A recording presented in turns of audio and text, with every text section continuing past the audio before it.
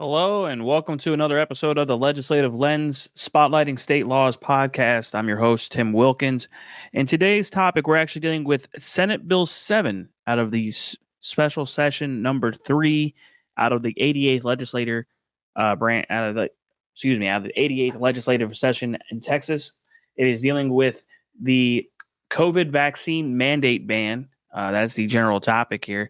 Let's kind of go into the weeds of it here. This issue is having to do with really it's banning private employers from requiring or mandating a vaccine from the COVID-19 pandemic as a part of your employment, a status of your employment. So this Senate Bill 7 was passed by Mays Middleton out of North Richland Hills, I believe. I could be wrong where they're actually located. Spare with me on that. I apologize if I have the wrong city where they're from. But this law prohibits private employers from requiring employees and contractors in Texas to get the COVID-19 vaccine or any type of the vaccine. And so that's really the essence of the bill. It was a part of the special session number 3 out of the 88th legislative session. And is now heading to it was signed by Greg Abbott. I believe it goes into effect March 1st of this year. Actually, I'm sorry. Mays Middleton was actually the Republican state senator out of Galveston, not North Richland Hills. I apologize. So this is really the key issue. This is a individual rights issue, which has come at some pushback from Democrats here in the state because there has been a trigger law that's been enacted soon after this law was signed when it came to the Roe versus Wade situation. So the Democrats are saying body autonomy, my behind, and it's a kind of a conflict here. So Senator Mays Middleton says everyone deserves to make the choice for themselves, and they should not be forced to have to decide between providing for their families and their sincerely held beliefs about the COVID vaccine. All right. So under Senate Bill 7, businesses found in violation will be fined $50,000 and face more fines by the Office of the Attorney General if they deem to be not in compliance. The Texas Workforce Commission would be also tasked with creating more rules around said fines. Okay. Sorry, I misunderstood who these guys were on the bills here. State Senator Kelly Hancock from North Richland Hills. I mixed those names up. Voted for Senate Bill 7, but expressed apprehension with the fine associated with the bill. They would also support. They would originally supported the $10,000 fine on the original version of the proposal. So,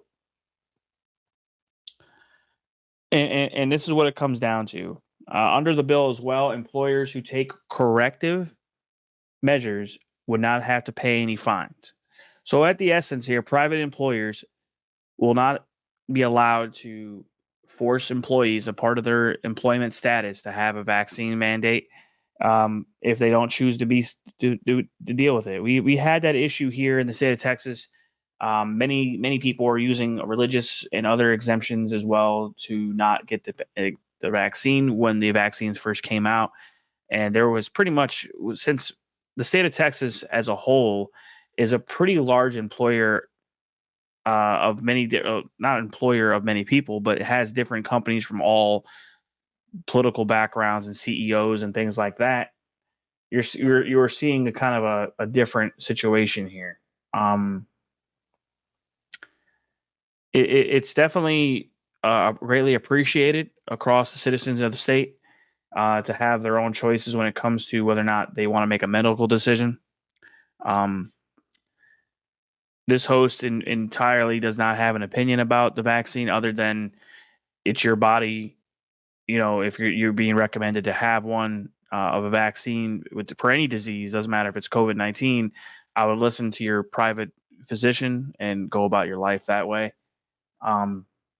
That's the best way to do it. I think it's a great opportunity here for the state of Texas, the citizens of Texas, to have their medical rights not impinged upon when it comes to vaccines in their employment status. So I know this is a quick episode, but I think this is a pretty easy episode.